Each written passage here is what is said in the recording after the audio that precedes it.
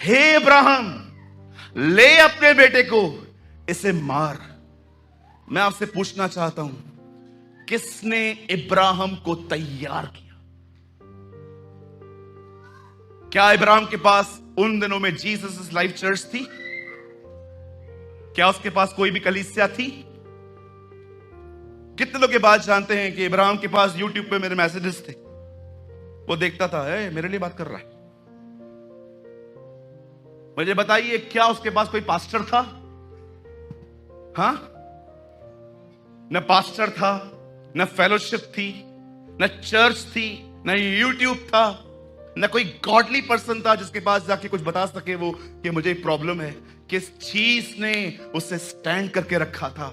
आप जानते हो, जिस समय इब्राहिम अपने बेटे को 2 सेवकों समेत, आप देख रहे हैं क्रूस का चित्र, 2 चोर, परमेश्वर, हाथ में जीसस, और जैसे वो वहां पर जा रहा था और जैसे वो अपने बेटे को मारने के लिए ऊपर जा रहा था, अपने सेवकों से कहता है, यहीं ठहरो, ये लड़का और मैं वापस आएंगे। अरे, मारना है ना इसको, तो वापस कैसे आएंगे? ये तो मरेगा। खुदा ने कहा है इसको होम बलि करना है, काट के जलाना है, तो ये बचेगा कैसे? उसका बेटा भी उससे यही सवाल पूछता है जो मैं आपसे पूछ रहा हूं। उसका बेटा भी उसे यही कहता है, पापा, छुरी भी है, तलवार भी है, सब कुछ है, आग भी है, बलिदान कहां है? इब्राहिम कहता है, चल, जिसने बुलाया है वो मुहैया करवाएगा।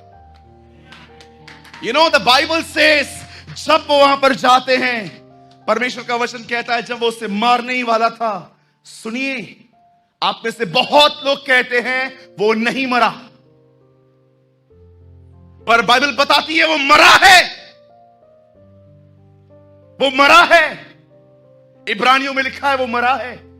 दृष्टांत की रीति पर तुम ये कह सकते हो कि इब्राहिम को इसहाक वापस मिला।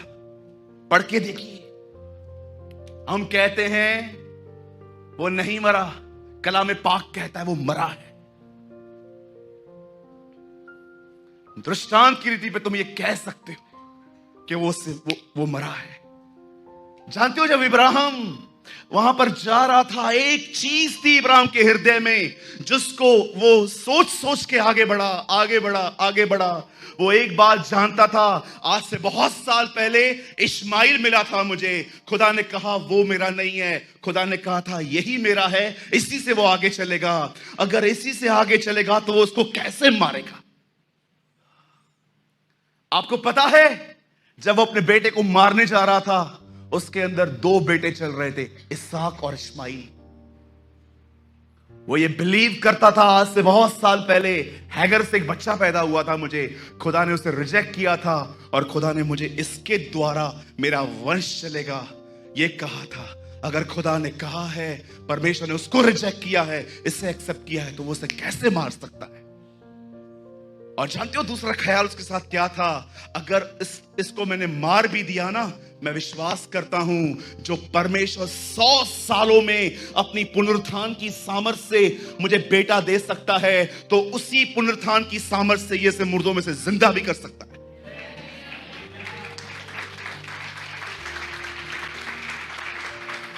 आपको पता है, इसहाक पुनरुत्थान की सामर्थ्य से जिंदा हुआ।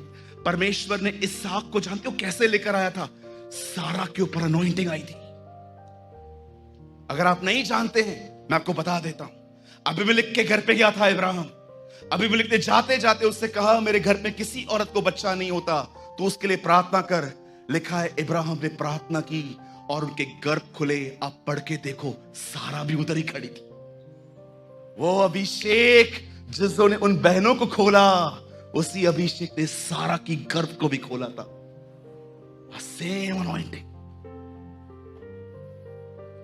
किस चीज ने उसे तैयार किया? वन थिंग, प्रतिज्ञा।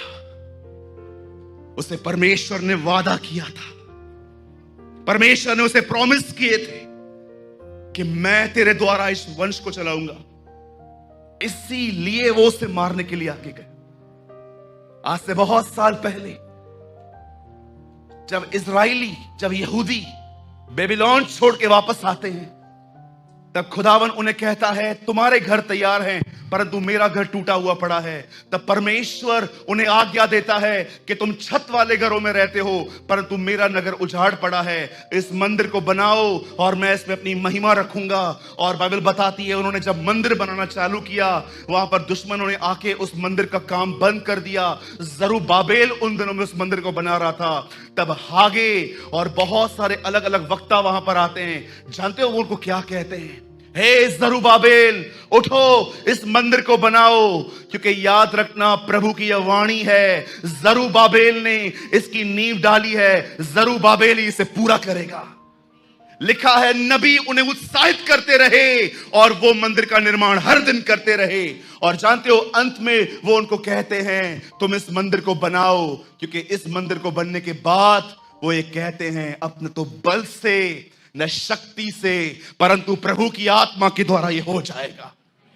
आज मैं आपसे पूछना चाहता हूं यहां पर कितने लोग हैं जिनके अंदर परमेश्वर की प्रतिज्ञाएं जीवित हैं? Tell me. हर पहलोठा बच्चा मर रहा था, लेकिन एक घराना अंदर बैठ के मेमना खा रहा था और लीडन भजन सहायता 91 पढ़ रहा था। देखो मौत हमारे चौखट से गुजर रही है पर वो हमें छू न पाएगी। आप जानते हो जिस समय वो लोग, उनका हर पहलोठा बच्चा मरता जा रहा था, अंदर मूसा भजन सहायता 91 बोल रहा था। क्या आप अपने आप को इस तरह उत्साहित करते हो? क्या आप समस्याओं में, अपनी परिस्थितियों में, क्या आप परमेश्वर के उपकारों को याद करते हो? क्या आप परमेश्वर की प्रतिज्ञाओं को उस तरह उस समय याद करते हो कि परमेश्वर ने मुझसे कुछ कहा था, परमेश्वर ने मेरे हृदय में कुछ डाला था, वो उसे पूरा करेगा। आज से 4 साल पहले मेरा एक भाई है,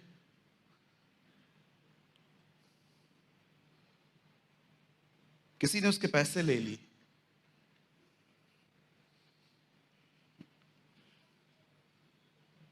मुझे आज भी याद है उसकी पत्नी गर्भवती थी। वो मेरे पास आया, बोला मुझे डिलीवरी के लिए भी पैसे नहीं है। किसी कंपनी में उसने पैसे लगाए थे और उसके पैसे फंस गए। वो मुझे एक ही बात कह रहा था, प्रार्थना करो मुझे पैसे मिले मेरे। 1 साल तक मैं दुआ करता रहा उसके लिए। 1 साल के बाद मुझे प्रभु ने कहा इसे बोल, जिस रास्ते से ये सोच रहा है उस रास्ते से पैसा नहीं आएगा उसके पास। ये चाहता है वही व्यक्ति मुझे पैसा दे। मैंने उसको अपनी ऑफिस में बुलाया, कोविड से पहले की बात है। मैंने उससे कहा भैया आपके पैसे चले गए ना, पर आप ये उम्मीद छोड़ दो कि वो बंदा देगा आपको। तो बोला कैसे आएंगे? मैंने कहा तू अपना रास्ता छोड़, परमेश्वर को तुझे देने के लिए 7 रास्ते और हैं। कितने लोगों ने पढ़ा है शत्रु एक रास्ते से आएंगे, खुदा उन्हें 7 रास्तों से भगाएगा।